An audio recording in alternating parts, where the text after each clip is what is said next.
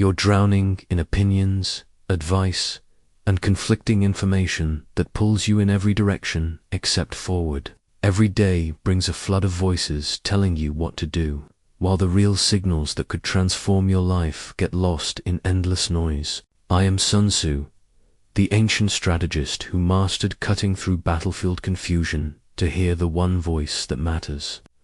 Strategic truth. What I discovered about filtering noise and focusing on essential signals will transform how you make decisions and navigate modern complexity. The same principles that help me hear clarity in war's chaos can help you hear opportunity in today's noise. But first, like this video, subscribe for more timeless wisdom, and comment where you're watching from. I want to know which corner of the world is ready to cut through the noise. Let me take you back to where I first learned the deadly cost of listening to the wrong voices. I was a young military advisor in the court of King Helu of Wu, surrounded by generals who mistook volume for wisdom and confusion for complexity. Every war council was a cacophony of competing strategies, each louder than the last, each claiming to hold the key to victory. I watched good men die because their commanders couldn't distinguish between the noise of fear and the whisper of opportunity. In one campaign against the neighboring state of Kutch, I witnessed an entire battalion march into an obvious trap because their general listened to the panicked reports of scouts, rather than observing the subtle patterns that revealed the enemy's true intentions. The scouts returned with breathless accounts of massive enemy movements, troop buildups, and imminent attacks from 3 directions. The noise was overwhelming, horses thundering, men shouting conflicting intelligence, advisors debating frantically. But I had learned to listen beneath the chaos. I noticed what others missed. The birds. They weren't fleeing from where the enemy supposedly massed their troops. The local farmers hadn't abandoned their fields in the areas of alleged troop concentrations. Most telling of all, the enemy's supply wagons were moving in patterns that made no sense if their true strength lay where the scouts reported. My bamboo scroll of observations became my first artifact of truth's simple record, where I documented not what people said was happening, but what was actually happening. While others filled pages with second-hand reports and emotional reactions, I recorded only verified patterns and direct observations. This scroll taught me that truth often speaks in whispers, while lies announce themselves with trumpets. The general ignored my quiet counsel. He deployed our forces to counter the phantom threats described in the noisy reports. The real enemy struck from the one direction everyone had dismissed as impossible, because it required crossing a river that local voices claimed was impassable during that season. But the enemy had found a ford that locals either didn't know about or were paid to conceal. I learned that day that the most dangerous noise isn't random chatter, it's organized deception designed to drown out the signals that matter. In your modern world, this organized noise has become an industry. Social media algorithms amplify the loudest voices, not the wisest ones. News cycles reward sensationalism over substance. Even well-meaning friends and family often add to the noise with advice based on their fears rather than your reality.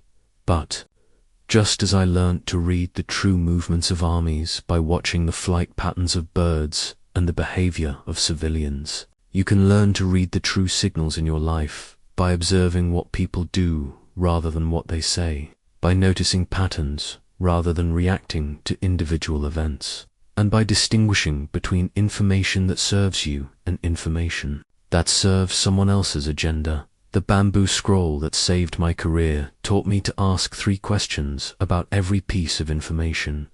Who benefits if I believe this? What am I not being told? What would I observe if I removed all the emotional language and looked only at verifiable facts? These questions became my shield against the noise that kills good judgment. After years of studying how armies fall into traps and how leaders make fatal decisions, I discovered that all strategic noise comes from 5 distinct sources.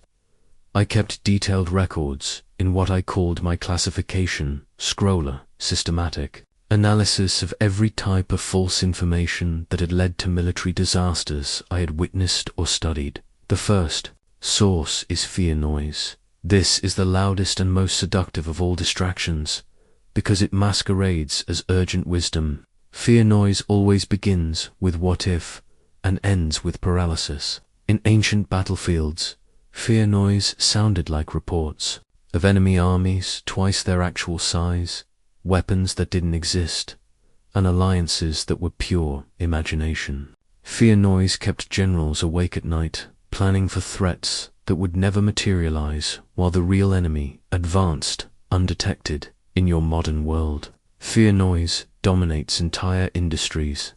Financial advisors who profit from your anxiety about market crashes, career coaches who sell solutions to job security, fears that may never affect you, even friends who project their own professional insecurities onto your choices. Fear noise always demands immediate action based on incomplete information. It thrives on urgency and dies in the light of patient observation. The second source is ego noise, information that tells you what you want to hear rather than what you need to know. Ego noise flatters your existing beliefs and confirms your biases. I watched countless generals lose battles because their advisors told them what would please them rather than what would protect them. These advisors knew that truth-tellers rarely received promotions, while those who reinforced the commander's existing opinions enjoyed favor and comfort. Ego noise in your era appears as social media that shows you only opinions matching your own, colleagues who agree with your ideas without adding value, and experts who validate your preconceptions rather than challenging your assumptions. Ego noise feels comfortable because it requires no growth, no discomfort, no admission that you might be wrong about something important. The third source is profit noise, information designed to benefit the speaker more than the listener. In my time, this came from merchants who exaggerated enemy supply shortages to sell provisions at inflated prices, or from rival kingdoms offering intelligence that served their agenda rather than ours. Profit noise often contains fragments of truth, wrapped in layers of self-serving interpretation. Today, profit noise has become sophisticated beyond anything I could have imagined. Every advertisement is profit noise. Most free advice serves the advisor's business model rather than your interests. Even well-intentioned recommendations often carry hidden benefits for those making them. The key to identifying profit noise is asking not whether the information is accurate, but whether the source benefits more than you do if you follow their guidance. The fourth source is comfort noise, advice that maintains your current situation rather than improving it. Comfort noise sounds reasonable and risk-free because it is. It tells you to wait for perfect conditions, gather more information, consider all possibilities, and avoid any action that might lead to discomfort or uncertainty. I watched armies starve while their generals waited for ideal weather conditions that never came. Comfort noise in your world appears as advice to stay in unsatisfying jobs until something better appears, to wait for the perfect business idea before starting any business, or to delay important decisions until you feel completely confident. Comfort noise kills more dreams than failure ever could because it prevents you from failing forward into success. The fifth and most dangerous source is authority noise, false wisdom that carries weight because of its source rather than its accuracy. Authority noise comes from people whose past successes make their current opinions seem automatically valuable, regardless of how much the world has changed since their victories. In ancient times, this meant elderly generals who couldn't adapt to new weapons or tactics, but whose historical accomplishments made questioning them seem like treason. Modern authority noise includes advice from successful people speaking outside their expertise, historical strategies applied to completely different contexts, and rules created for different generations facing different challenges. Authority noise is dangerous precisely because it's often partially correct. These sources did achieve something significant, but their past success doesn't guarantee their current relevance to your specific situation.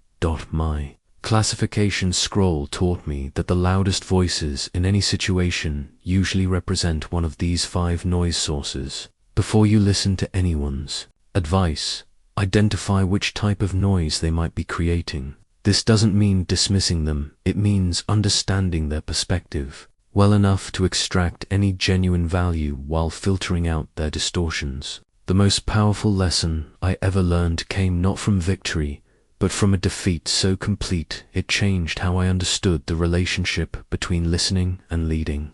I was advising King Hilu during what should have been a simple campaign against a smaller neighboring state. We had superior numbers, better equipment, and what seemed like perfect intelligence about enemy positions. But I had made a fatal error. I had listened to too many voices instead of cultivating the discipline of strategic silence. My war tent had become a marketplace of opinions, with every officer, scout, and local informant offering their perspective on the optimal approach. I thought I was being thorough by gathering all available information.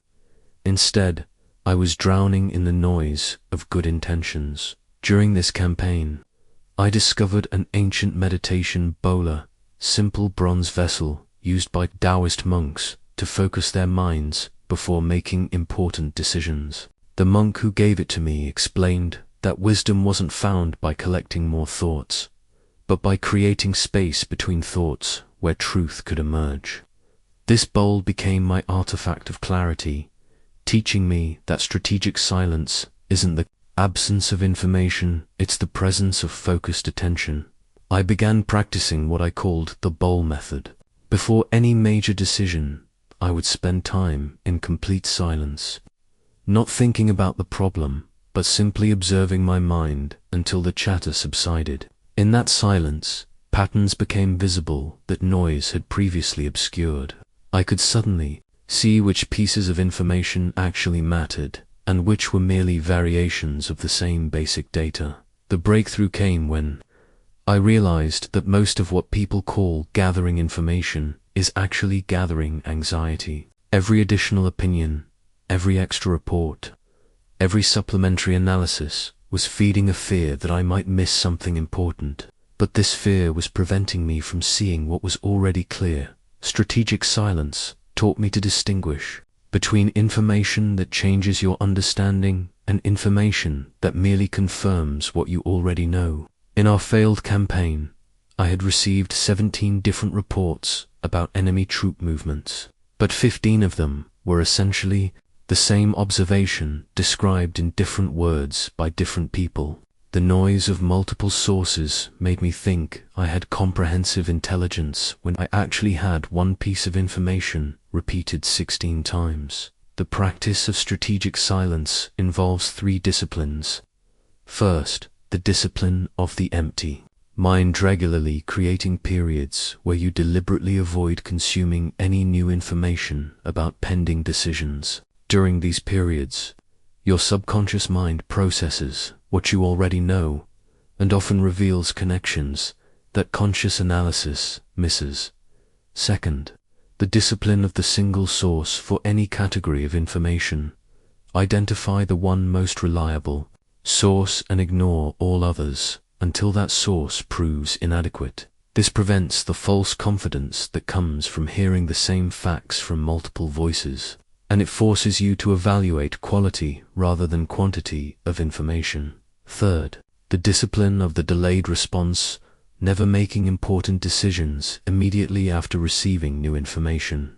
Strategic silence requires time for emotional reactions to subside, and for the genuine implications of new data to become clear. I learned to say, "Let me consider this overnight," not because I needed more time to think, but because I needed time to stop thinking. The meditation bowl taught me that the mind, like water, becomes clear when it stops moving. In the stillness that follows strategic silence, You can see through to the bottom of complex situations and identify the simple truths that noise obscures. This isn't about meditation or spiritual practice, it's about creating optimal conditions for your natural intelligence to function without interference in your modern world. Strategic silence has become almost impossible because technology ensures that new information reaches you every moment of every day. But this makes the discipline more valuable, not less. The leaders who master strategic silence in an age of information overload will have the same advantage I gained on ancient battlefields: the ability to see clearly while others remain confused by their own data.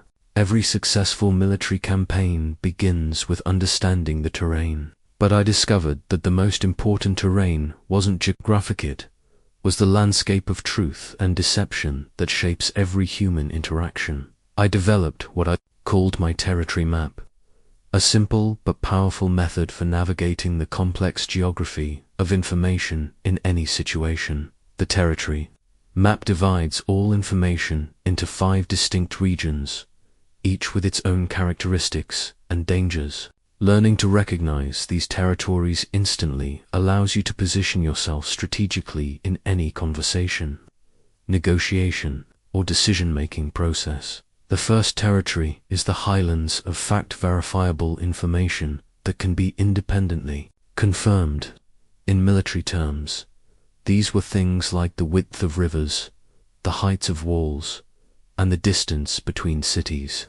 In your modern context, these are data points that exist regardless of who reports them: financial records, documented timelines, measurable results, and observable behaviors. The highlands of fact provide the strongest strategic position because they're difficult for opponents to dispute and easy for allies to verify. When you're receiving advice or making decisions, always identify which elements belong in this territory. If someone's argument relies heavily on facts you can't verify independently, you're not in the highlands, you're in more dangerous terrain. The second territory is the valley of opinion, interpretations and judgments that may be intelligent, but cannot be proven true or false. These include predictions about the future, assessments of people's motives, and recommendations based on experience rather than evidence. Opinions can be valuable, but only when you understand their limitations and the perspective of those offering them. The danger of the valley of opinion is that passionate delivery can make opinions sound like facts. I learned to identify opinion territory by listening for words like should, probably, seems like, and in my experience. These aren't wrong, but they require different handling than facts. In the valley of opinion, the quality of the source matters more than the confidence of the delivery. The third territory is the swamp of emotion, information colored by fear, hope, anger, or excitement. Emotional territory isn't necessarily false, but it's unreliable because feelings change how people perceive and report the same facts. A scout reporting enemy positions while terrified will see threats differently than one reporting while calm. In your world, the swamp of emotion includes advice given during crisis, decisions made under pressure, and information shared during conflict. Emotional territory requires careful navigation because emotions often reveal important truths about what people value, even when they distort the facts people report. The fourth territory is the fog of speculation, information based on assumptions, rumors, or extrapolation beyond available evidence. This territory is vast in modern communication because people naturally fill gaps in their knowledge with educated guesses, then forget which parts they actually know and which parts they assumed. The fog of speculation becomes dangerous when multiple people share the same assumptions, creating an illusion of confirmation. If 3 sources tell you the same thing, but all 3 are speculating based on the same incomplete information, you have consensus, not truth. The fifth territory is the battlefield of agenda, information deliberately shaped to influence your decisions in ways that benefit the source more than you. This isn't necessarily malicious.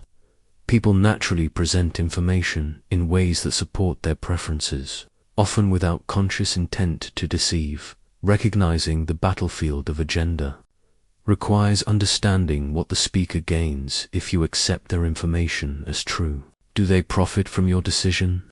Does it validate their past choices? Does it support their reputation or relationships? Again, this doesn't make their information wrong, but it does require more careful evaluation. My territory map transformed how I processed information by forcing me to classify every piece of data before deciding how much weight to give it. Facts from the highlands deserve immediate attention and careful verification. Opinions from the valley deserve consideration based on the source's relevant experience. Emotions from the swamp deserve acknowledgement but not immediate action. Speculation from the fog deserves skepticism until it can be moved to more solid territory. And agenda-driven information from the battlefield deserves understanding of its purpose before evaluation of its accuracy. The most sophisticated deceptions involve mixing information from multiple territories to create false impressions. Someone might present a few solid facts from the highlands, add some reasonable opinions from the valley, include emotional appeals from the swamp, fill gaps with speculation from the fog, and serve the entire mixture from the battlefield of their own agenda. By mapping the territory of every conversation, you can navigate toward truth while avoiding the traps that catch those who fail to distinguish between different types of information. This isn't about becoming suspicious of everyone, it's about becoming strategic about everything. The greatest strategic breakthrough of my career came when I learned to read not just what people said, but what they revealed without meaning to. I call this the signal within the signal, the unconscious information that often matters more than conscious communication. This insight emerged during a complex diplomatic negotiation, where three kingdoms were supposedly discussing a mutual defense pact, but I suspected hidden agendas. I had learned to use what I called my revelation mirror, practice of observing not just the content of what people said, but the patterns of how they said it. The revelation mirror showed me that one delegate consistently paused before mentioning certain cities, always redirected conversations away from specific military topics, and unconsciously touched his throat when discussing troop deployments. These signals told me he was withholding information about those cities, knew more about military matters than he was admitting, and felt stress when discussing deployments, possibly because his kingdom was already planning military action. Meanwhile, another delegate spoke with confident detail about mutual benefits, but became vague when discussing implementation timelines. Her signal within the signal revealed that she was enthusiastic about the concept, but uncertain about her kingdom's actual commitment to follow through. The third delegate's unconscious signals were the most revealing. He asked remarkably specific questions about our defensive capabilities, while showing little interest in how the pact would protect his kingdom. His signal within the signal suggested he was gathering intelligence for future conflict rather than planning cooperation. These observations proved accurate.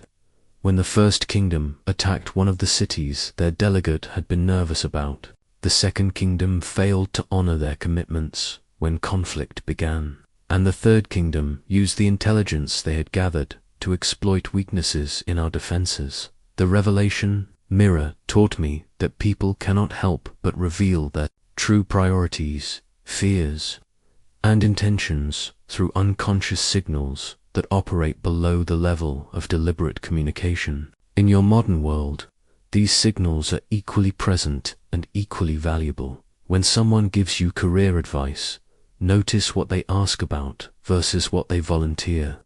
People naturally seek information about what concerns them and offer information about what they want to be seen as knowing.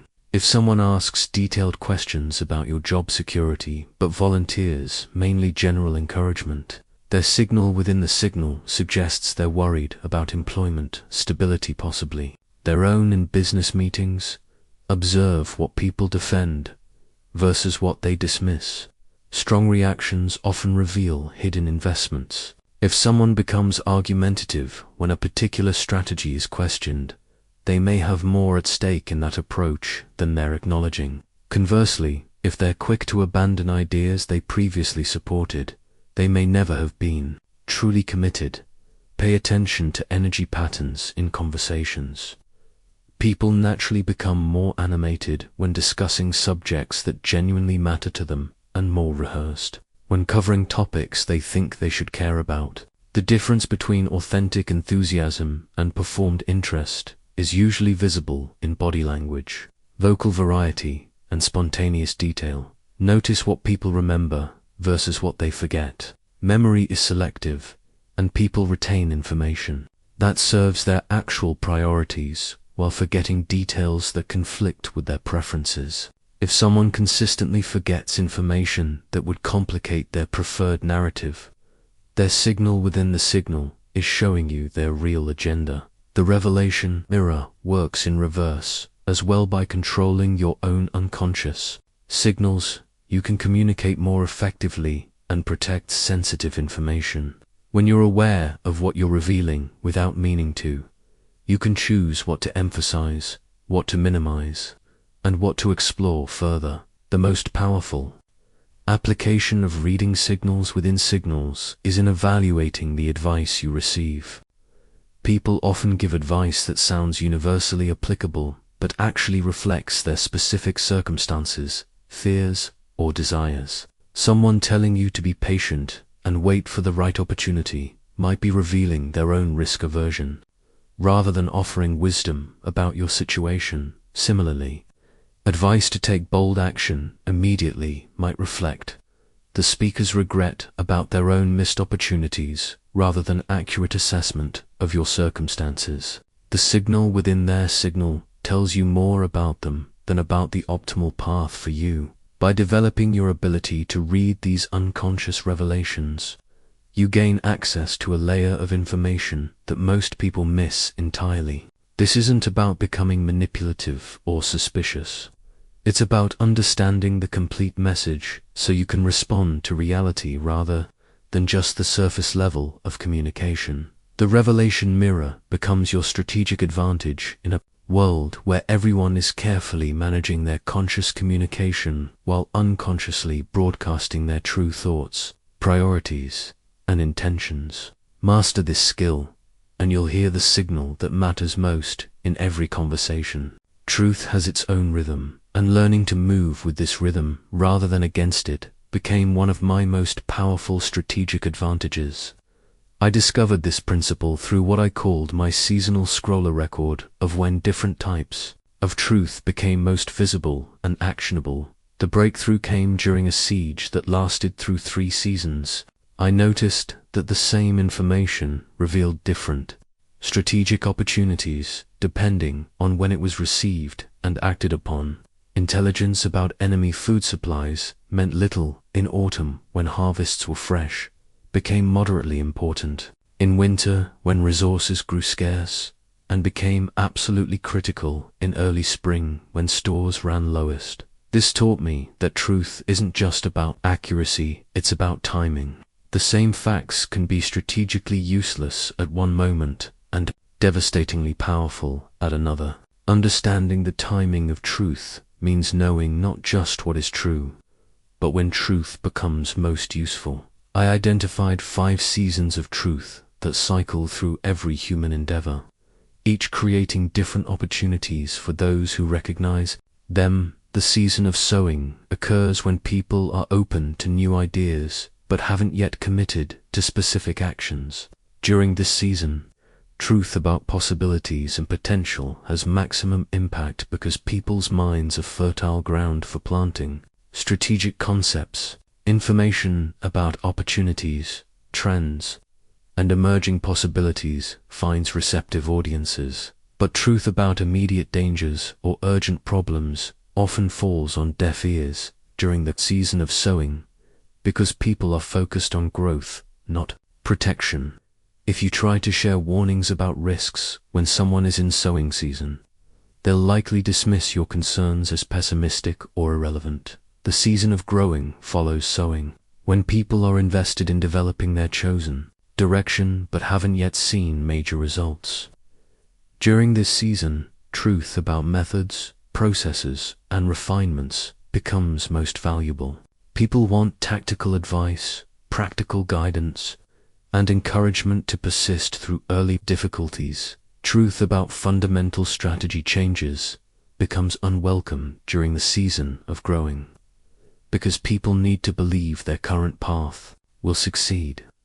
Questioning the basic direction feels threatening when someone is still building momentum. The season of harvesting arrives, when people are reaping results from their previous efforts. During this season, truth about optimization and maximizing returns has greatest impact.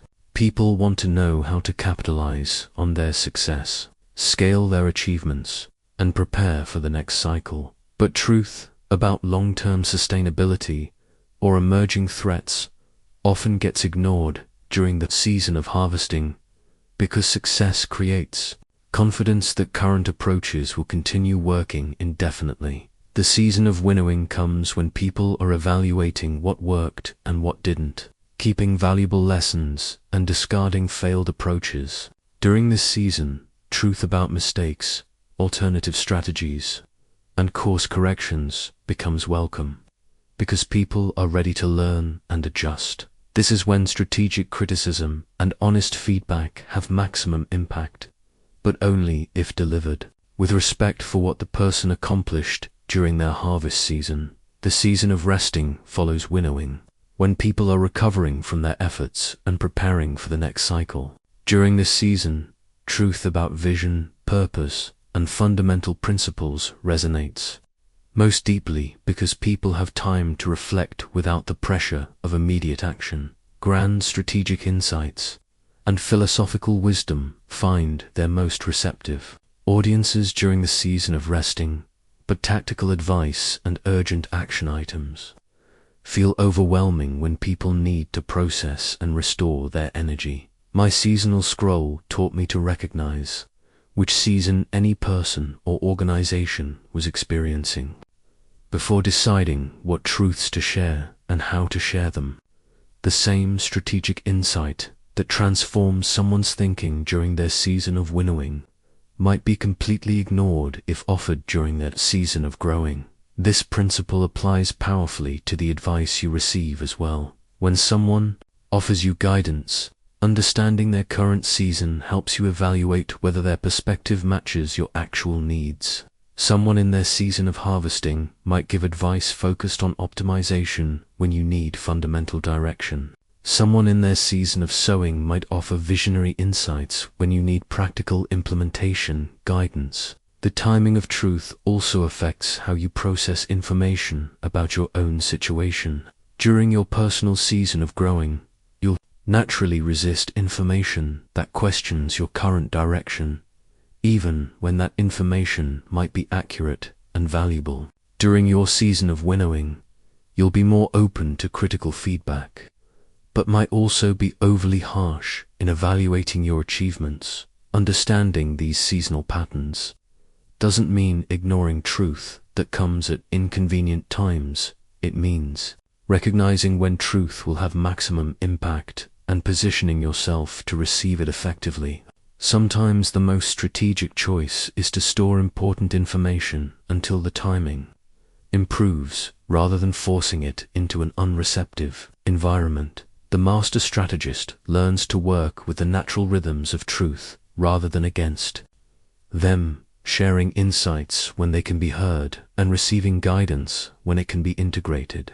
This patience isn't passive, it's the active discipline of optimizing for maximum strategic impact rather than immediate emotional satisfaction. The most sophisticated battle I ever fought wasn't against enemy army set, was against my own scattered attention. I realized that in an age of infinite information, the ability to architect your attention becomes more valuable than any weapon or tactic. This insight led me to develop what I called my attention fortress, a systematic approach to protecting and directing mental focus. The crisis that sparked this discovery occurred during a campaign where I was simultaneously managing intelligence from dozens of sources, coordinating with multiple allied commanders, and planning responses to rapidly changing battlefield conditions. I found myself knowing more than ever before while understanding less than ever before. Information overload was defeating me more effectively than any enemy strategy. I began studying how master craftsmen organized their workshops and how scholars structured their libraries, looking for principles that could apply to organizing mental attention. This research revealed that attention, like any valuable resource, requires intentional architecture to function. OPTMALLY, that the foundation of the attention fortress is the principle of strategic exclusion, deliberately choosing what not to pay attention to so you can fully focus on what matters most. This isn't about missing important information. It's about creating boundaries that prevent less important information from crowding out essential insights. I developed what I called the 3 filters method for managing incoming information. The first filter asks, does this change what I can do today? Information that doesn't alter your available actions today gets delayed until it becomes actionable. This prevents you from carrying mental weight that serves no current purpose. The second filter asks, does this change what I understand about my situation? New perspectives and insights pass through, while repetitive information gets filtered out. This prevents the false confidence that comes from hearing the same facts multiple times from different sources. The third filter asks, does this align with my strategic priorities, or is it trying to change them? Information aligned with your chosen direction receives immediate attention. Information designed to shift your priorities gets quarantined for separate evaluation during designated review periods. The attention fortress also requires what I call strategic channels, predetermined pathways for different types of information. Rather than processing everything through the same mental channel, you create specialized approaches for different categories of input. The action channel handles information that requires immediate response. This channel gets first priority, but strict time limits to prevent urgent tasks from consuming all available attention. The learning channel processes information that increases your capabilities but doesn't require immediate action. This channel gets protected time when you're mentally fresh, not just leftover attention at the end of busy days. The monitoring channel tracks important trends and patterns without demanding active analysis. This channel operates in the background, looking for signals that warrant promotion to more active channels. The archive channel stores information that might become important later, but serves no current purpose. This channel prevents you from losing potentially valuable insights while keeping them from cluttering your active thinking. Within the attention fortress, I also established what I called focused territories, designated mental spaces for different types of thinking. Strategic thinking happens in one territory, tactical planning in another, problem solving in a third. This prevents the confusion that occurs when different types of thinking interfere with each other. The strategic territory is reserved for big picture planning and long-term positioning. Entry requires stepping back from immediate concerns and thinking in longer time horizons. This territory operates best with minimal interruption and maximum perspective. The tactical territory handles specific implementation and short-term adjustments. This territory thrives on concrete details and immediate feedback, but can become overwhelming if it expands beyond its proper boundaries. The creative territory generates new possibilities and innovative solutions. This territory requires freedom from judgment and pressure, operating best when you're not trying to force specific outcomes. The analytical territory evaluates options and identifies patterns. This territory needs systematic thinking and careful logic, but can create paralysis if overused or applied prematurely. The attention fortress taught me the mental clarity isn't about processing more, information faster. It's about processing the right information in the right way at the right time. In your modern era, where attention has become the battlefield where success is won or lost, these principles have become even more critical. Most people allow their attention to be architected by others' social media companies, news organizations, marketing campaigns, and even well-meaning friends and colleagues. They react to whatever demands attention rather than proactively designing systems that serve their strategic priorities. But when you architect your own attention, you regain control over your mental resources and dramatically improve your ability to distinguish signal from noise. The attention fortress becomes your strategic advantage in an age where most people are drowning in information while starving for insight. The ultimate goal isn't to process more information, it's to transform your relationship with information, so that clarity emerges naturally from focus rather than being overwhelmed by volume. One of the most dangerous illusions I ever encountered wasn't created by enemies. It was created by allies who genuinely believed they were helping.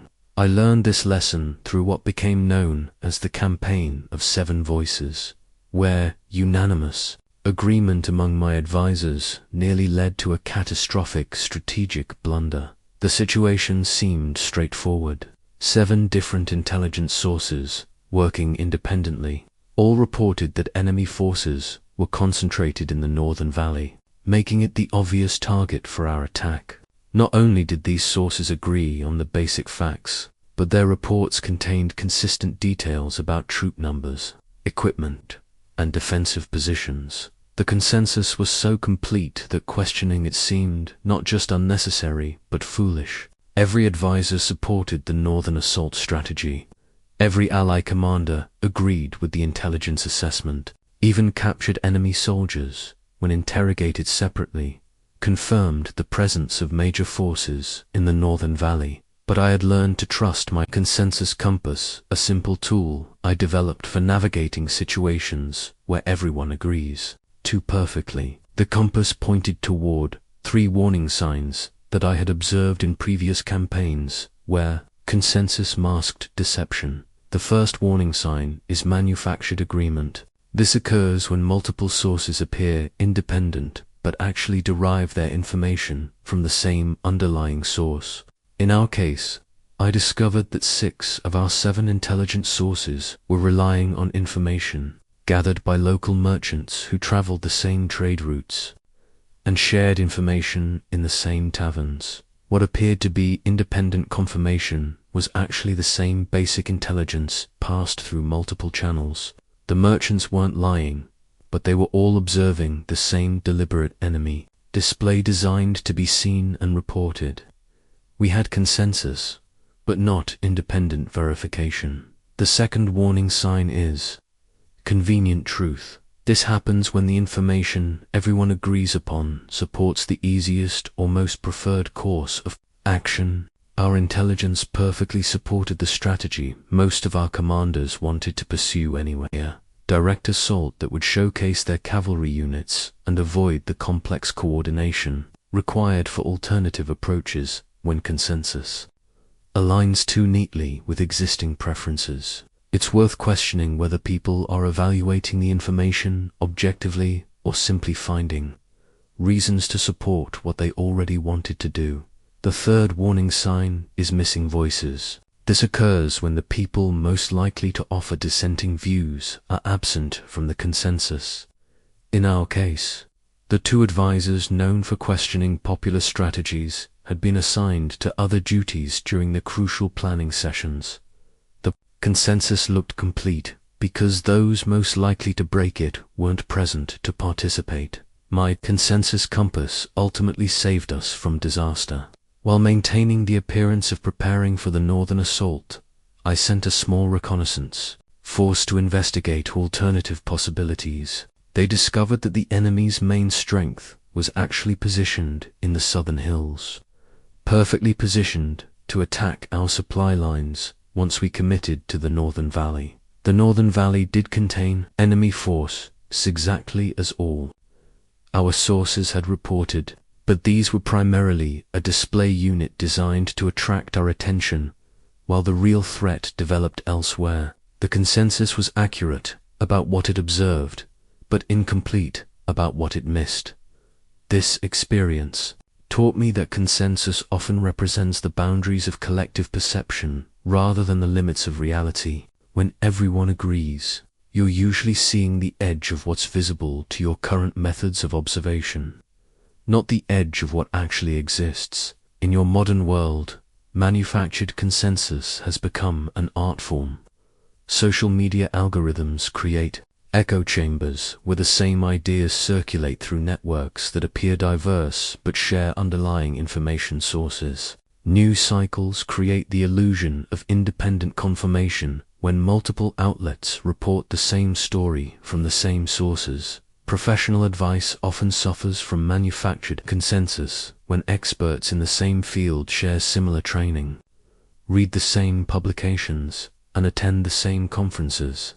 Their agreement might reflect shared assumptions rather than independent evaluation of your specific situation.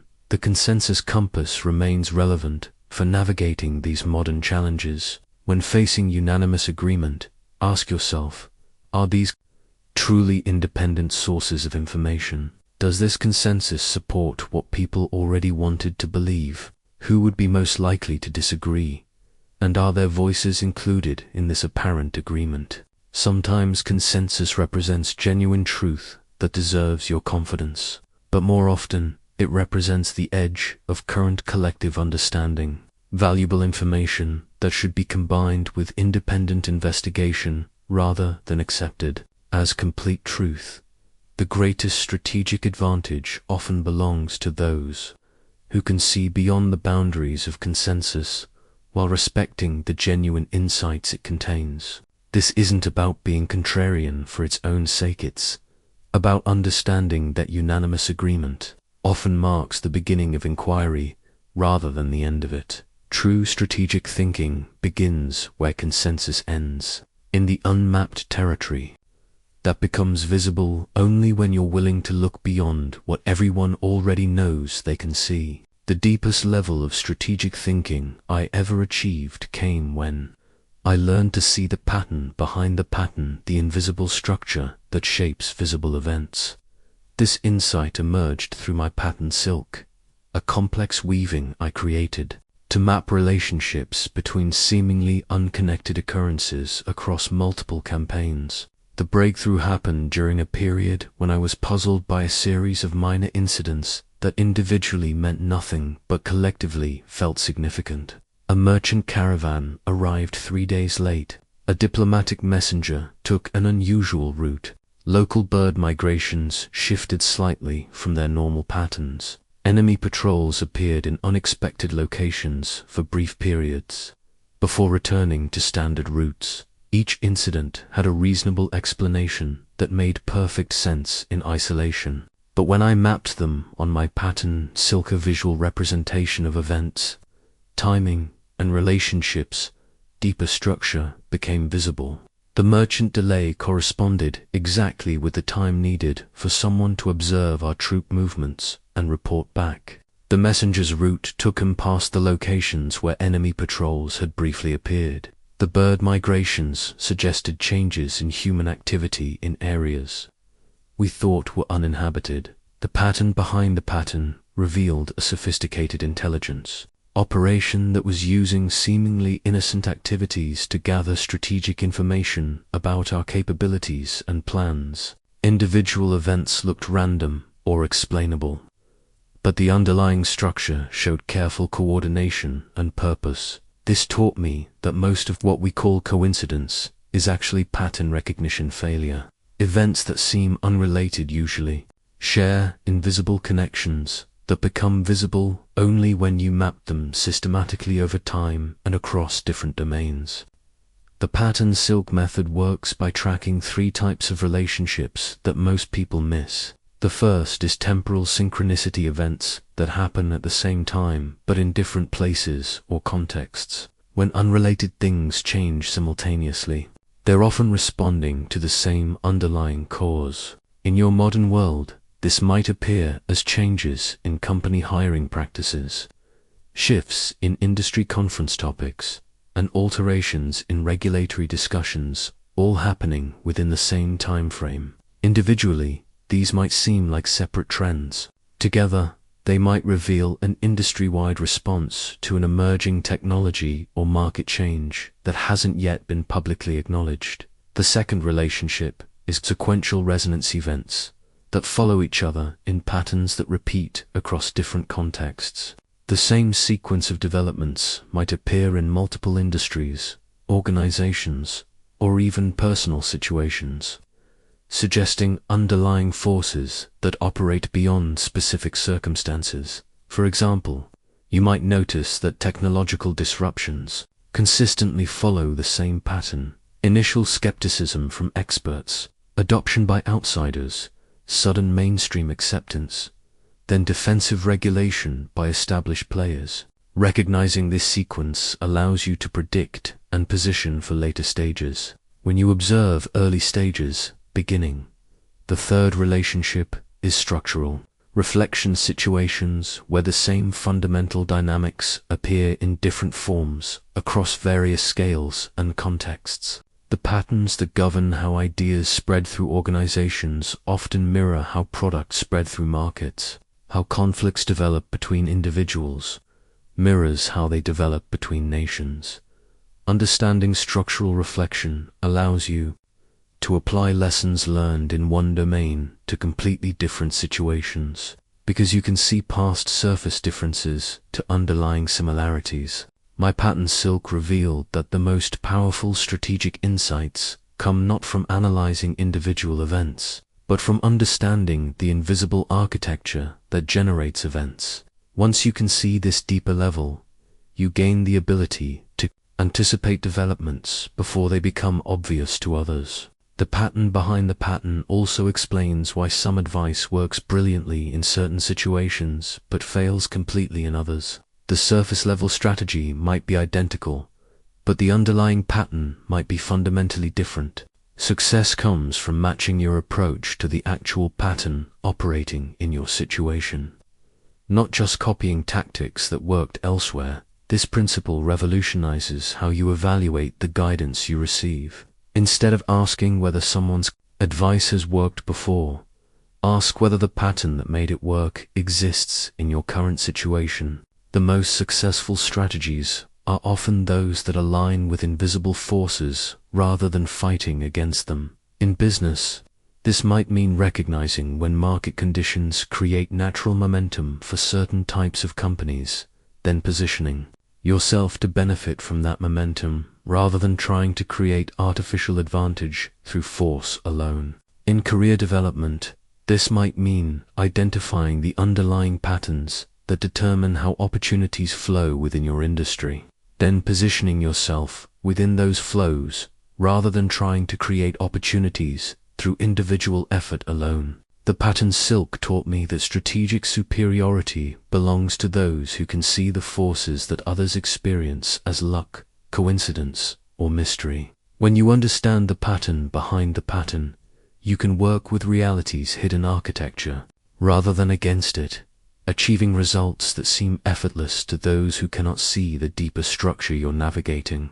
This level of thinking requires patience because patterns often become visible only over extended periods and across multiple examples. But once you develop the ability to see invisible structures, you gain access to strategic leverage that operates far beyond the surface level where most people compete.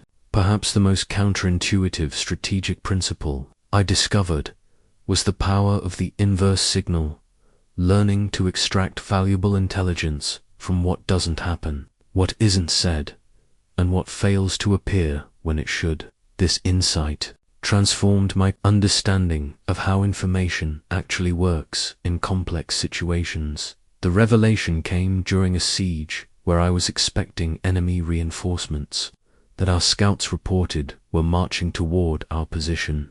Days passed with no sign of these additional troops, and most of my advisors concluded that our intelligence had been wrong. But I had learnt to pay attention to my absence.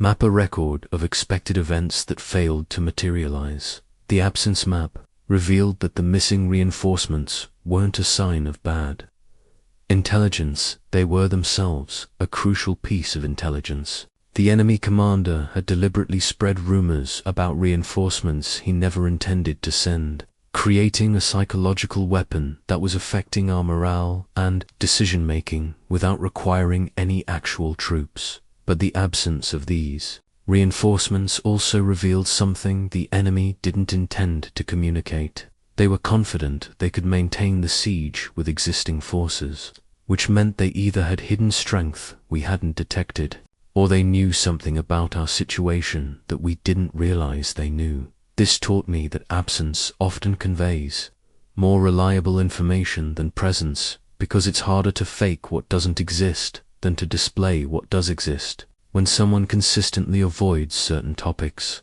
fails to provide expected evidence, or doesn't take actions that would normally be automatic, their omissions create an inverse signal that reveals their true priorities, capabilities, or concerns. In your modern context, inverse signals appear everywhere once you learn to recognize them. When someone gives you career advice but carefully avoids mentioning their own career challenges, the absence reveals that they may not have solved the problems they're helping you address. When a company's promotional materials focus heavily on certain benefits but never mention others that should be obvious advantages, the omission suggests potential weaknesses in those unmentioned areas. The most powerful applications of inverse signal reading involve understanding what successful people don't talk about. They may share their strategies, methods, and insights freely, but pay attention to what they consistently avoid discussing. Their omissions often reveal the crucial factors that made their success possible, but that they're unwilling or unable to replicate for others. My absence map also taught me to recognize 3 types of inverse signals that appear consistently across human interactions. The first is strategic silence, when someone with relevant expertise chooses not to offer advice or opinions they would normally provide. This absence often indicates that they know something that would complicate the simple guidance you're seeking, or that they're not confident the situation matches their experience. When experienced people remain unusually quiet during discussions where you'd expect their input, their silence may be more valuable than anyone else's words. They may be seeing complexities or risks that aren't obvious to others, but that they can't articulate without seeming negative or overly cautious. The second type is missing opposition, when criticism or resistance that you'd normally expect fails to appear. If your plans, ideas, or decisions aren't generating the pushback you'd anticipate from people who usually disagree with you, this absence might signal that they know something you don't. Sometimes missing opposition means your approach is genuinely superior and has won over former skeptics, but more often it means that others have information suggesting your strategy will encounter different obstacles than you're planning for, making their usual objections irrelevant. The third type is absent evidence, when proof, examples, or documentation that should be readily available somehow never appears in conversations or presentations. This isn't about hidden information, but about gaps in what should be standard supporting material. When someone describes impressive achievements but consistently lacks specific details, measurable outcomes, or verifiable examples, the absence of evidence often provides more accurate assessment than the presence of claims. I learned to create what I called expectation templates for important situations, mental models of what normally happens in similar circumstances. When reality deviates from these templates, especially through absence rather than unexpected presence, the deviation usually reveals important information about the true nature of the situation. For example, if you're evaluating a job opportunity and the hiring manager never mentions specific metrics, never describes typical career progression, and never offers to connect you with current employees, these absences might be more informative than everything they do tell you about company, culture, and opportunities. The inverse signal principle also applies to your own communication. What you choose not to say often conveys more authentic information about your true thoughts, concerns, and priorities than what you deliberately communicate. Understanding this helps you both send clearer signals to others and avoid accidentally revealing information you'd prefer to keep private. In strategic thinking, the absence of certain options from someone's consideration often reveals their hidden constraints, assumptions, or blind spots more clearly than analyzing the options they do consider. When someone presents you with choices but certain alternatives never appear in their framework, ask yourself what factors might make those missing options invisible or unacceptable to them. The absence map ultimately taught me that the space around information often contains more strategic value than the information itself. Learning to read inverse signals transforms your ability to understand complex situations because it gives you access to intelligence that people share without meaning to, reveal without intending to, and communicate without realizing they're doing so. This isn't about becoming suspicious or cynical, it's about becoming complete in your information processing. When you can read both what's present and what's absent, both what's said and what's avoided, both what appears and what's missing, you gain a three-dimensional understanding of situations that remain flat and incomplete for those who only process direct signals. The most sophisticated understanding I developed about information came when I realized it behaves like a living ecosystem, with different types of information competing, cooperating, and evolving in response to environmental pressures. This insight emerged through my information gardener systematic study of how different types of intelligence interact and influence each other over time. The breakthrough occurred during a complex campaign involving multiple allied armies, each with their own intelligence networks, communication systems, and strategic priorities. I noticed that information didn't simply flow from source to destination, it transformed as it moved through different environments, adapted to serve different purposes, and sometimes evolved into entirely different forms that bore little resemblance to their origins. A simple report about enemy troop movements might begin as factual observation from a scout, become strategic assessment when processed by field commanders, transform into political intelligence when discussed by diplomats, and finally emerge as propaganda when shared with allies. At each stage, the information evolved to survive in its new environment, sometimes gaining accuracy and strategic value, sometimes losing both. This taught me that understanding information requires understanding its entire ecosystem, where it originates, how it travels, what environments it passes through, and what pressures shape its evolution. Information that seems reliable in one context might become completely unreliable when transplanted to different circumstances. My information garden revealed 4 distinct ecological zones where information behaves according to different rules and pressures. The first zone is the source environment, where information originates. In this zone, accuracy matters most because the information hasn't yet been shaped by external pressures. Source environment information is usually specific, detailed, and limited in scope, but information rarely remains in its source environment for long. As it moves into the transmission environment, it encounters pressures that favor simplification, amplification, and adaptation to the communication methods available. Information that's too complex, too subtle, or too uncomfortable for the transmission medium tends to get filtered out or transformed. The third zone is the application environment, where information gets used to make decisions or take actions.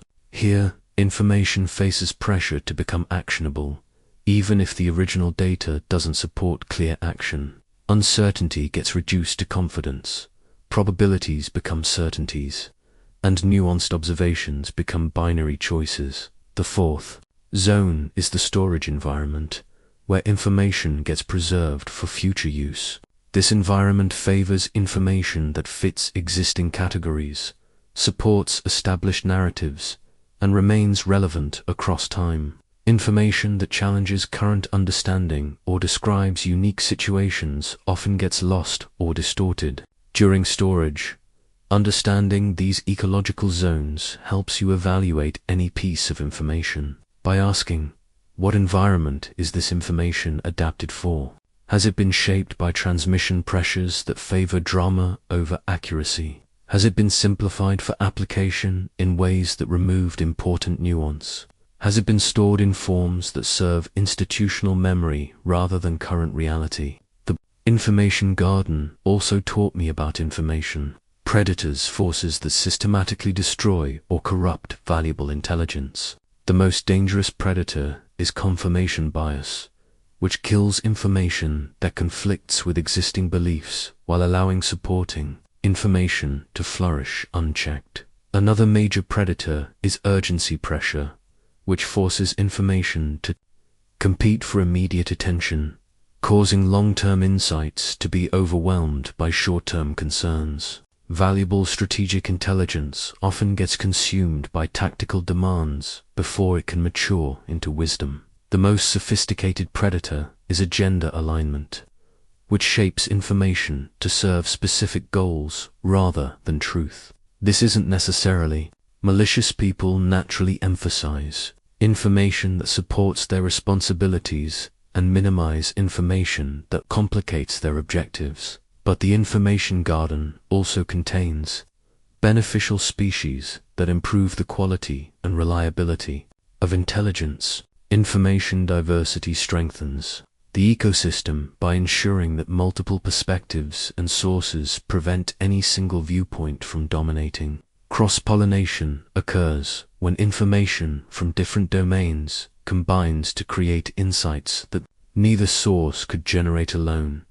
Perhaps most important is the role of information gardeners, people who actively cultivate conditions for high-quality intelligence to thrive. These individuals protect valuable information from premature consumption, create environments where uncomfortable truths can survive, and facilitate the cross-breeding of insights from different sources. In your modern world, understanding information ecology becomes critical because digital technology has created new environments with their own unique pressures and predators. Social media environments favor information that generates emotional responses over information that promotes understanding. Search algorithms create filter bubbles that eliminate information diversity. News cycles accelerate transmission pressures to the point where accuracy often cannot survive the speed requirements.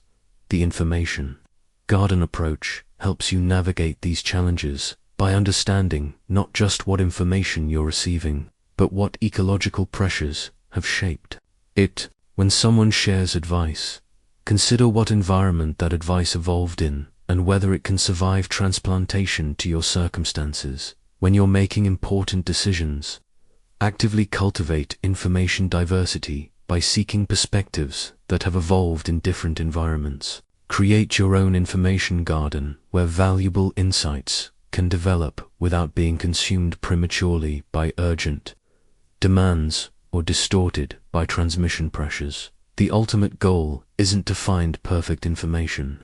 It's to understand the ecological forces that shape all information so you can work with these natural patterns rather than against them. This ecological awareness transforms you from a passive consumer of information into an active cultivator of insight. The most profound strategic advantage I ever gained came not from what I heard, but from what I learned to hear in the spaces between words, the pregnant silences that reveal more than any direct communication ever could. This mastery emerged through what I called my silence map, a practice of paying attention to the rhythm, timing, and quality of pauses in human communication. The discovery happened during negotiations with a rival kingdom where the spoken words suggested cooperation, while the unspoken dynamics revealed preparation for betrayal. I noticed that their chief diplomat paused in specific patterns when discussing certain topics, rushed through others without natural breathing space, and created particular types of silence when questions probed too deeply into sensitive areas. These silences weren't random, they were as structured and meaningful as the words themselves. A brief pause before answering might indicate calculation. A longer silence could reveal uncertainty or internal conflict. The complete absence of pause might suggest rehearsed responses rather than authentic thinking. My silence map revealed that there are 7 distinct types of strategic silence, each carrying its own information payload. The first is processing. Silence, the natural pause that occurs when someone encounters new information and needs time to integrate it with their existing understanding. This type of silence indicates genuine engagement and often precedes thoughtful response. When someone consistently fails to show processing silence, they may not be truly considering what you're saying, instead waiting for their turn to deliver predetermined responses. Conversely, when processing silence extends unusually long, it might indicate that your information has challenged fundamental assumptions they're struggling to reconcile. The second type is protective silence that occur when someone realizes they're approaching information they prefer not to share. This silence often appears before redirecting conversations, changing subjects, or providing vague responses to specific questions. Protective silence reveals the boundaries of what someone is willing to discuss, which often tells you more about their true situation than what they're eager to share. The third type is evaluative silence, the pause that occurs when someone is assessing not just what to say, but what you're ready to hear. This silence appears when people are gauging your reactions, testing your receptiveness, or calibrating their message to your apparent understanding or emotional state. Evaluative silence often precedes the most important information someone wants to share, but it can also signal that they're deciding whether to manipulate your response rather than communicate authentically. The fourth type is emotional silence pauses, created by feelings that are either too strong to express immediately or too complex to put into words easily. This silence carries the energy of unexpressed emotion and often provides more accurate information about someone's true feelings than their eventual verbal response. Learning to read emotional silence helps you understand when someone's words don't match their internal experience, which is crucial for evaluating the reliability of advice or commitments they offer. The fifth type is strategic silence, deliberate pauses used to create specific effects in communication. This might be silence used to emphasize important points, create suspense, allow others to fill uncomfortable gaps with revealing information, or simply to project confidence and control. Strategic silence is the most sophisticated form because it represents conscious communication through the absence of communication. When someone masters strategic silence, they can often influence conversations more effectively than through direct verbal persuasion. The sixth type is confused silence pauses that occur when someone genuinely doesn't understand what's being discussed, but is reluctant to admit their confusion. This silence often appears when people are trying to maintain the appearance of comprehension while actually being lost. Recognizing confused silence helps you identify when communication has broken down, even though the conversation continues. It's a signal to slow down, clarify fundamentals, or check for understanding, rather than continuing to build on unstable foundations. The seventh type is default silence, the natural rhythm of pause and speech that characterizes someone's normal communication style. Understanding each person's default silence pattern allows you to recognize when other types of silence represent departures from their normal behavior. Changes in someone's default silence pattern often signal shifts in their emotional state, stress level, or engagement with the topic being discussed. My silence map taught me that mastering strategic listening requires developing sensitivity not just to what people say, but to how they breathe, when they pause, and what their silences reveal about their internal state. This skill transforms every conversation into a rich source of information that most people completely miss. The practice begins with learning to resist the urge to fill every pause with words. Most people are uncomfortable with silence and rush to fill gaps in conversation, which prevents them from receiving the information that silence contains. By becoming comfortable with quiet spaces, you create room for others to reveal more than they intended. The next level involves learning to distinguish between different types of silence by paying attention to the energy and context surrounding each pause. Protective silence feels different from confused silence, which feels different from strategic silence. With practice, you can read these differences as clearly as you read facial expressions. The advanced application involves using your own strategic silence to encourage others to share information they might otherwise keep private. Well-timed silence can prompt people to elaborate, clarify, or reveal their true concerns in ways that direct questions cannot achieve. In your modern world, where communication increasingly happens through digital channels that eliminate silence entirely, the ability to read and use strategic silence in face-to-face interactions becomes an even more powerful advantage. Those who master the language of silence gain access to a level of communication that others cannot even perceive, much less utilize effectively. The most startling realization of my strategic career was discovering that truth itself undergoes constant transformation, and what appears to be eternal principle often proves to be temporary adaptation to specific circumstances. This insight emerged through my truth crystallization method for tracking how strategic principles evolve as conditions change. The awakening came during a campaign where I applied tactics that had proven successful in previous battles, only to watch them fail catastrophically in what seemed like nearly identical circumstances. The enemy positions were similar, our relative strengths comparable, even the terrain resembled previous victories. Yet strategies that had once guaranteed success now led to crushing defeat. This forced me to examine not just what had changed in the external situation, but what had transformed in the nature of truth itself. I realized that truth exists in different stages of development, like a butterfly moving through metamorphosis, and recognizing these stages became essential for strategic success. The truth chrysalis revealed 4 distinct phases that all strategic insights pass through as circumstances evolve. The first phase is emergence. Truth new insights that arise in response to changing conditions but haven't yet been tested across multiple situations. Emergence truth often appears revolutionary because it solves problems that previous approaches couldn't address.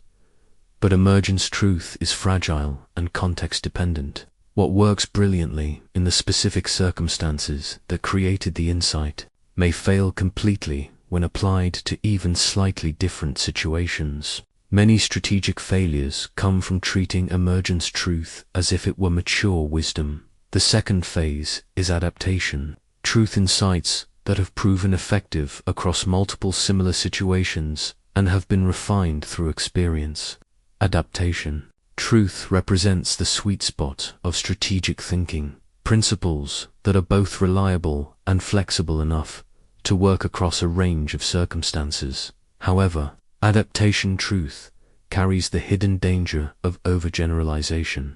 Success in multiple situations can create false confidence that the insight applies universally, leading to strategic blindness when conditions change fundamentally. The third phase is crystallization, truth principles that have become so established and successful that they're treated as permanent laws rather than temporary adaptations. Crystallized truth often gets codified into formal strategies, taught as timeless wisdom, and applied automatically without consideration of current conditions. The danger of crystallization truth is rigidity. What once provided strategic advantage becomes strategic liability when circumstances evolve beyond the conditions that made the truth valid.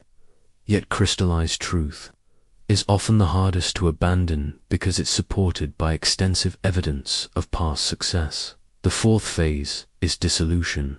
Truth, the recognition that previously valid insights have become obsolete or counterproductive under current conditions. Dissolution represents the death of old truth and the beginning of new emergence. But this transition period creates maximum vulnerability because old approaches no longer work while new ones haven't yet developed. My truth, Chrysalis taught me that strategic superiority belongs to those who can recognize which phase any piece of wisdom is experiencing and adjust their application accordingly.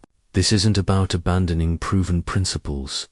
It's about understanding when principles need modification, when they need complete replacement, and when they need temporary suspension. The transformation of truth also means that the advice you receive carries different strategic value depending on which phase it represents. Emergence truth from someone who's recently solved a novel problem might be incredibly valuable for similar situations, but dangerous to apply broadly. Adaptation truth from experienced practitioners usually provides the most reliable guidance for standard situations.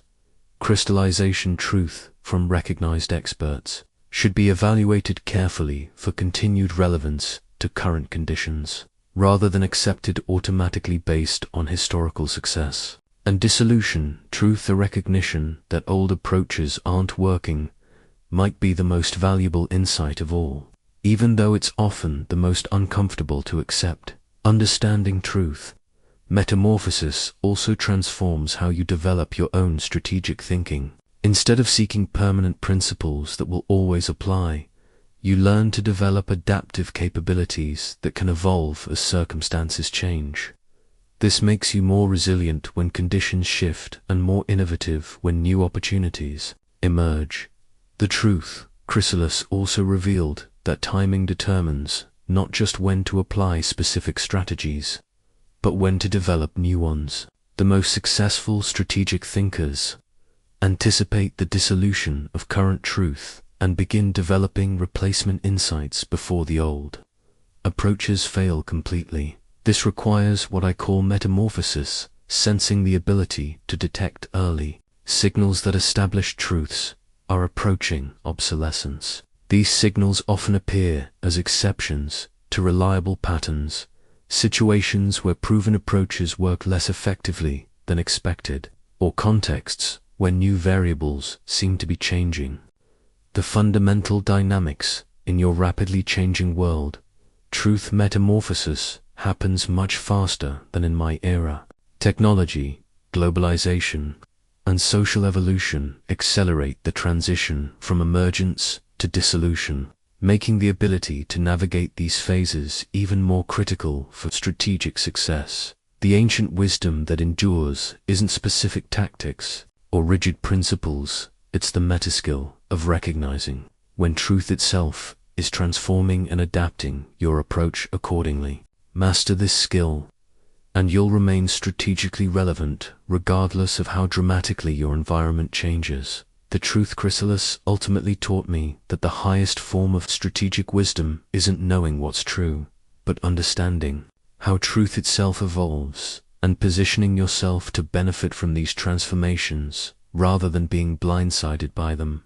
The most counterintuitive discovery of my strategic studies was that certainty itself becomes a strategic liability when pursued beyond optimal levels, while the skillful management of uncertainty provides sustainable competitive advantage. This paradox revealed itself through my certainty stellar tool for measuring when confidence helps and when it hurts. Strategic effectiveness.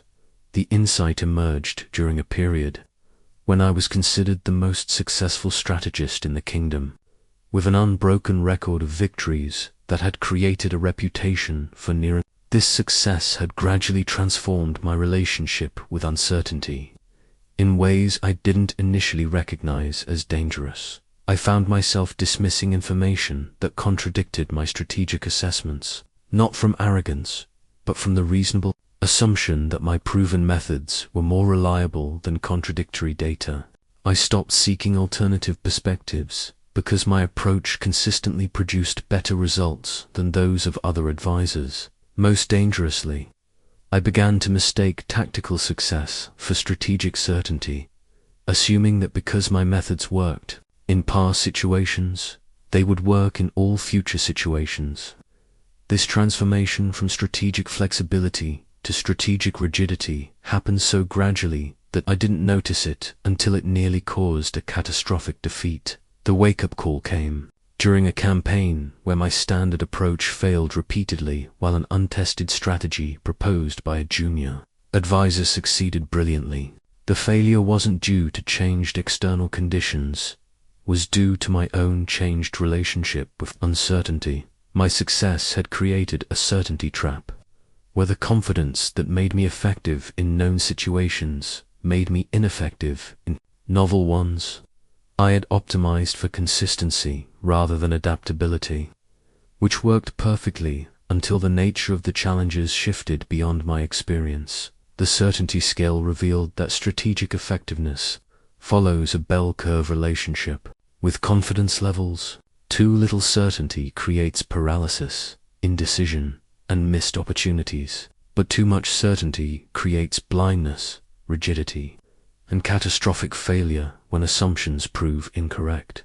The optimal zone exists in what I call dynamic certainty, confidence about some elements of strategy combined with explicit uncertainty about others. This combination allows you to act decisively where you have reliable knowledge while remaining flexible where conditions might surprise you.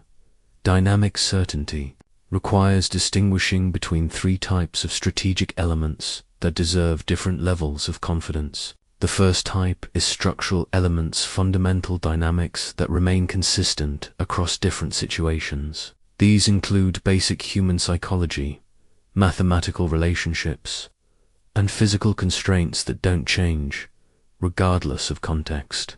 You can maintain high certainty about structural elements because they represent the bedrock upon which all strategy builds. Understanding human responses to incentives, the mathematics of resource allocation, and the physics of information flow provides reliable foundation for strategic thinking. The second type is contextual elements, factors that vary between situations, but can be accurately assessed within specific circumstances. These include current market conditions, organizational dynamics, and competitive positions that are real and measurable but subject to change. Contextual elements deserve moderate certainty, strong enough to enable action but flexible enough to adjust when conditions shift. The key is maintaining awareness of which contextual factors your strategy depends upon and monitoring them for changes that might require strategic adaptation. The third type is emergent elements, factors that arise from the interaction between your strategy and dynamic conditions. These include competitor responses, unintended consequences, and novel opportunities that emerge as situations develop. Emergent elements deserve minimal certainty because they represent the unknown unknowns that no amount of planning can anticipate completely. Strategic success requires reserving capacity to respond to emergent developments rather than committing all resources based on planned scenarios. The certainty scale also taught me to recognize certainty, inflation, the psychological tendency for confidence to increase automatically with success, even when success doesn't actually validate the specific beliefs that produced it. Victory can result from luck, favorable conditions, or opponent mistakes rather than strategic superiority. But the mind naturally credits successful outcomes to wise decisions. This inflation creates dangerous feedback loops where success breeds overconfidence. Overconfidence creates blind spots. Blind spots enable strategic surprises, and strategic surprises destroy the success that created the overconfidence in the first place.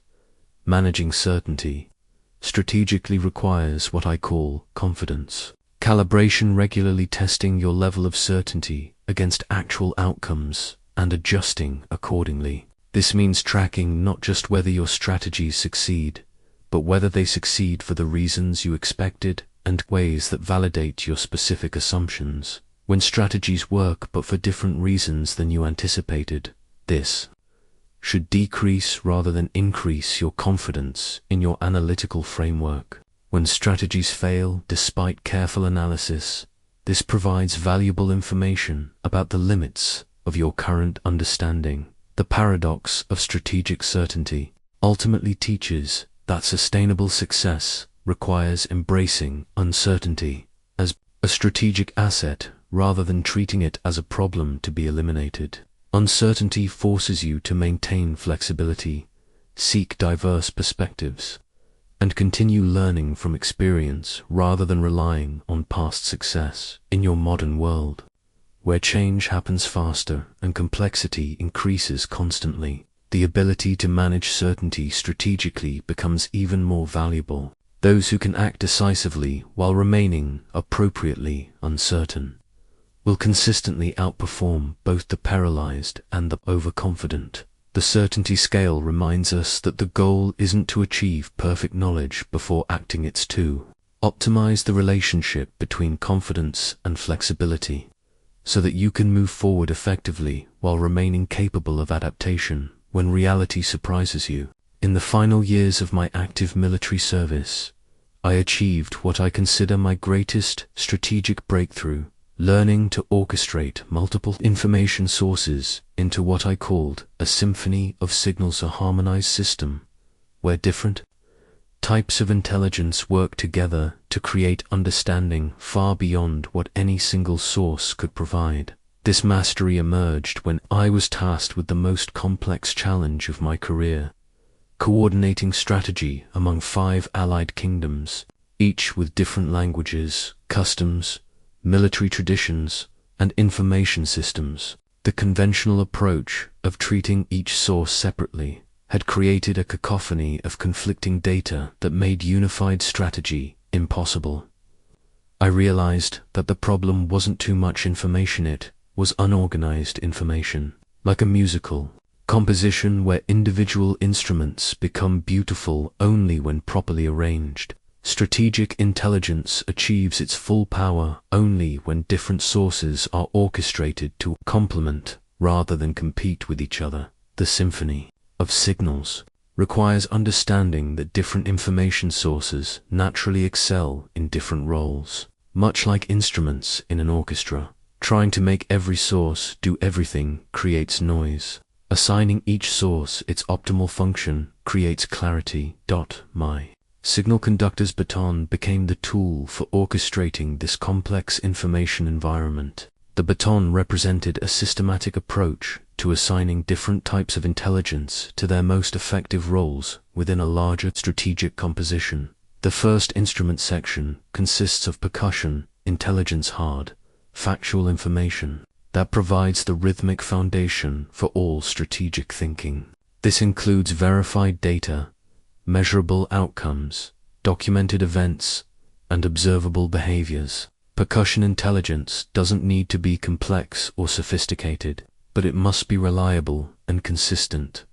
Like percussion in music, factual intelligence provides the timing and structure that allows other types of information to coordinate effectively. Without a solid foundation of verified facts, strategic thinking becomes improvisation rather than composition. The second section is string intelligence, ongoing information streams that provide the harmonic foundation for strategic understanding. This includes regular reports, established relationships, systematic monitoring, and routine communication channels. String intelligence creates continuity and context that makes other information meaningful. String intelligence often seems boring because it changes slowly and predictably, but this consistency makes it invaluable for detecting variations that signal important developments.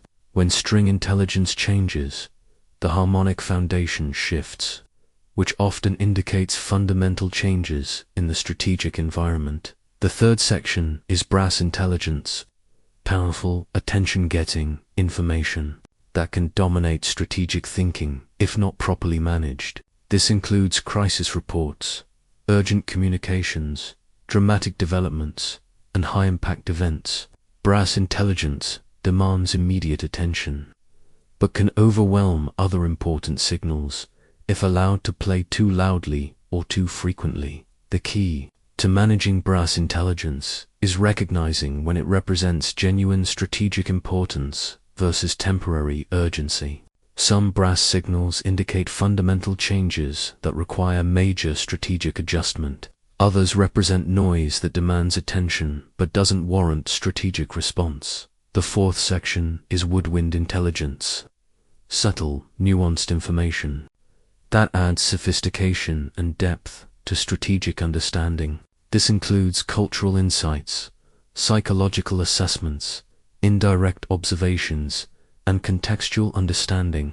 Woodwind intelligence is easy to miss, but often provides the interpretive framework that makes other information meaningful.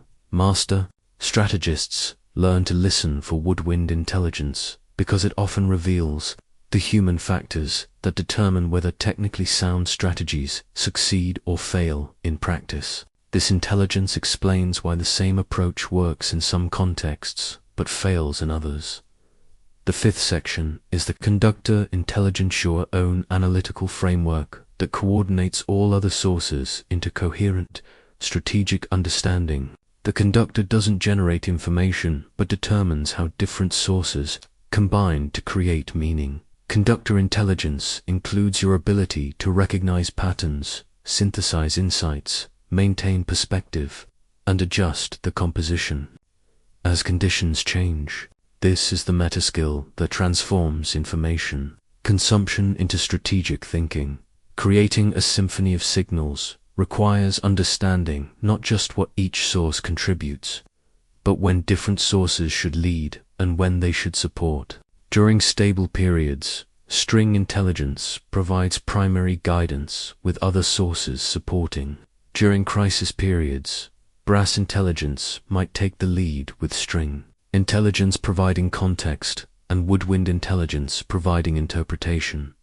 The symphony approach also reveals when information sources are competing destructively rather than complementing productively. When percussion intelligence contradicts string intelligence, when brass intelligence overwhelms woodwind intelligence, or when conductor intelligence becomes disconnected from instrumental intelligence, the symphony breaks down into noise. My signal conductor's baton taught me that strategic superiority comes not from having the best individual sources of information, but from organizing available sources into the most effective collaborative system.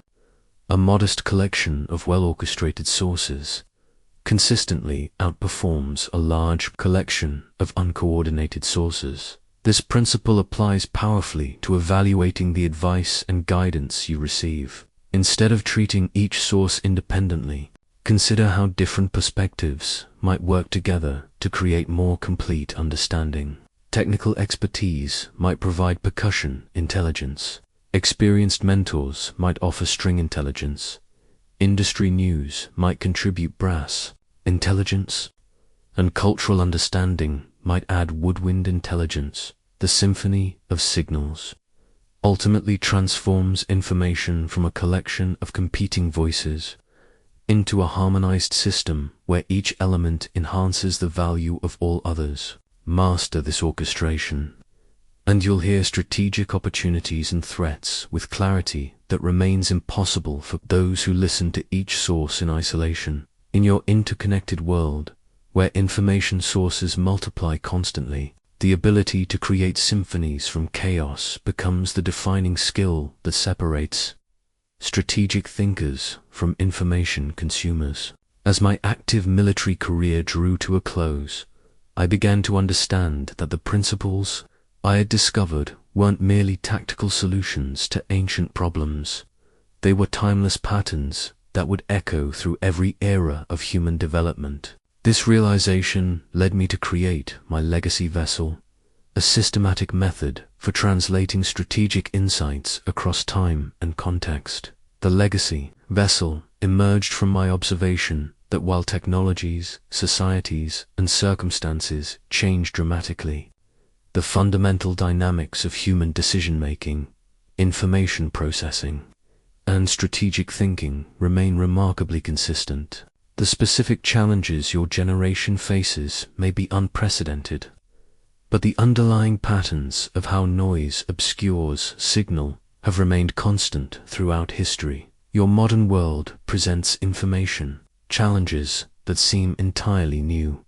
Social media algorithms, digital echo chambers, real-time global communication, and artificial intelligence systems that can generate convincing but false information.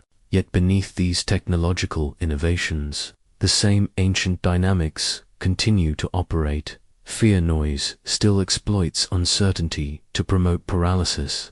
Ego noise still tells people what they want to hear rather than what they need to know. Profit noise still serves the speaker more than the listener. Comfort noise still encourages inaction disguised as prudence. Authority noise still demands respect based on past achievements rather than current relevance. The tools for cutting through these noise sources remain equally timeless. Strategic silence still reveals more than constant input. Pattern recognition still uncovers hidden structures.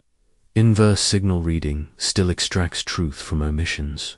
Dynamic certainty still outperforms both paralysis and overconfidence. The legacy vessel taught me that ancient wisdom doesn't become obsolete, it becomes more valuable as surface complexity increases. When everything seems new and unprecedented, the ability to recognize enduring patterns provides crucial orientation. When change accelerates beyond human comprehension, the capacity to distinguish signal from noise becomes the ultimate strategic advantage.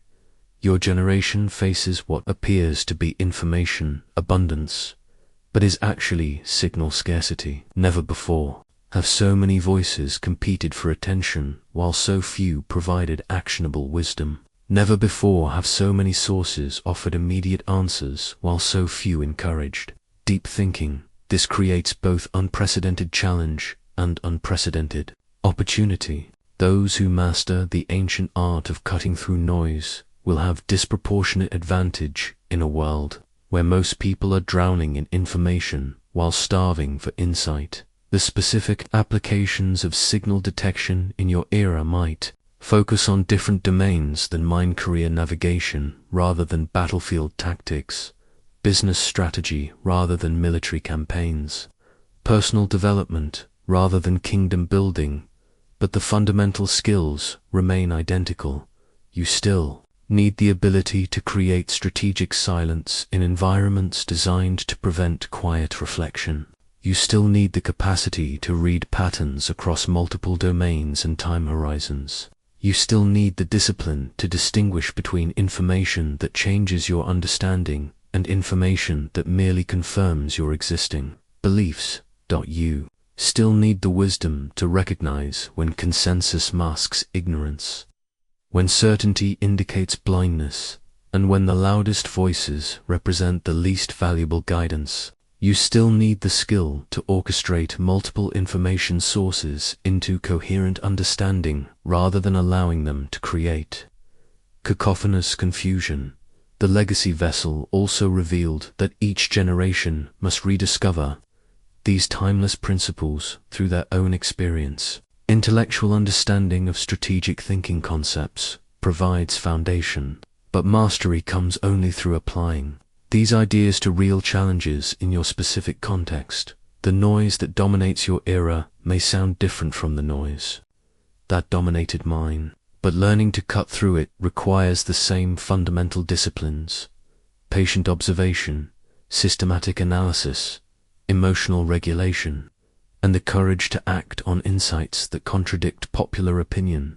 Your generation has advantages I never enjoyed. You have access to information from across all of human history, communication tools that can connect you with wise advisors worldwide, and analytical capabilities that can process vast amounts of data to identify patterns invisible to individual observation. But these advantages also create new vulnerabilities. The ease of accessing information can substitute for the discipline of generating insight. The speed of communication can replace the patience required for deep understanding.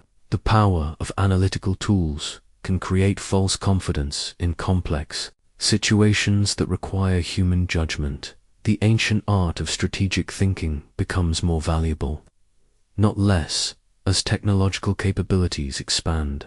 Human wisdom must guide technological power, or that power becomes just another source of sophistication, noise that obscures rather than reveals. Strategic truth. My legacy to your generation is not specific advice about particular challenges you face. Those answers must emerge from your own application of timeless principles to current circumstances. Instead, my legacy is the meta-skill of cutting through noise to find signal, regardless of how the noise disguises itself or how complex the environment becomes.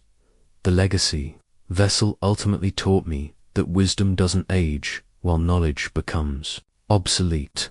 The specific facts I learned about warfare, politics, and ancient kingdoms have little direct relevance to your modern challenges. But the thinking processes I developed for extracting truth from complexity, signal from noise, and wisdom from information remain as powerful today as they were 25 centuries ago. The future echo of ancient wisdom lies not in repeating old solutions, but in applying eternal principles to evolving challenges. Each generation must become archaeologists of their own era, digging through layers of contemporary noise to uncover the timeless signals that guide human flourishing. Your task is not to imitate my specific strategies, but to develop your own signal fire that can cut through the unique chaos of your time to deliver truth that transforms lives and shapes futures. The principles I've shared provide the foundation, but the structure you build upon that foundation must be your own creation,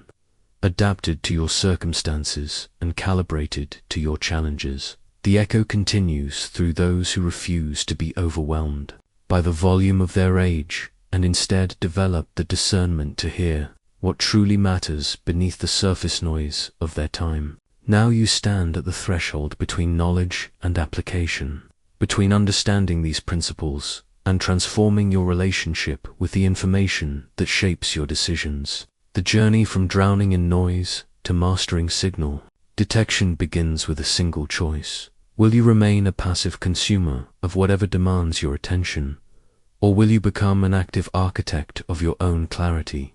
I have shared with you the tools that guided me through the chaos of ancient battlefields and the complexity of strategic decision-making across decades of leadership. The signal fire that cuts through confusion, the classification scroll that identifies the 5 sources of noise, the meditation bowl that creates strategic silence, the territory map that navigates information landscapes, the revelation mirror that reads unconscious signals. I have shown you the seasonal scroll that reveals the timing of truth, the attention fortress that protects mental resources, the consensus compass that recognizes manufactured agreement, the pattern silk that hidden structures, and the absence map that reads inverse signals. You now understand the information garden that reveals how intelligence evolves, the silence map that interprets the spaces between words, the truth chrysalis that tracks how wisdom transforms, the certainty scale that balances confidence with flexibility, and the signal conductor's baton that orchestrates multiple sources into harmony. Most importantly, you possess the legacy vessel that connects ancient wisdom to modern challenges, enabling you to apply timeless principles to unprecedented situations. But tools alone accomplish nothing. They require the discipline to use them consistently, the courage to act on insights that contradict popular opinion, and the patience to develop mastery through deliberate practice rather than expecting immediate transformation. Your signal fire awaits construction, but only you can build it. The principles I've shared provide the design, but the materials must come from your own experience, your own challenges, your own commitment to cutting through the noise that surrounds your specific circumstances. Begin with strategic silence. Choose one decision you're currently facing and commit to spending time in complete quiet, without seeking new information before taking action. Notice what becomes clear when you stop feeding your mind additional input and allow existing knowledge to settle into understanding. Practice reading the 5 noise sources in your daily interactions. When someone offers advice, identify whether it represents fear, ego, profit, comfort, or authority noise. This doesn't mean dismissing their input. It means understanding their perspective well enough to extract whatever value exists while filtering out distortions. Develop your own territory map for the conversations that matter most in your life.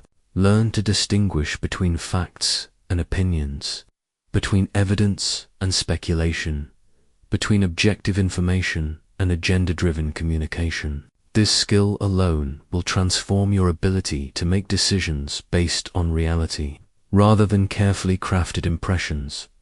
Create your personal attention fortress by establishing boundaries around what information you consume, when you consume it, and how you process it. Design systems that serve your strategic priorities rather than allowing your attention to be architected by others who may not share your interests. Most crucially, begin building your own information garden where insights can develop without being consumed prematurely by urgent demands or distorted by transmission pressures. Cultivate conditions where uncomfortable truths can survive, where diverse perspectives can cross-pollinate, and where genuine wisdom can emerge from patient observation. The modern world will test your commitment to these practices daily. Digital notifications will interrupt your strategic silence. Social media will flood you with noise disguised as information.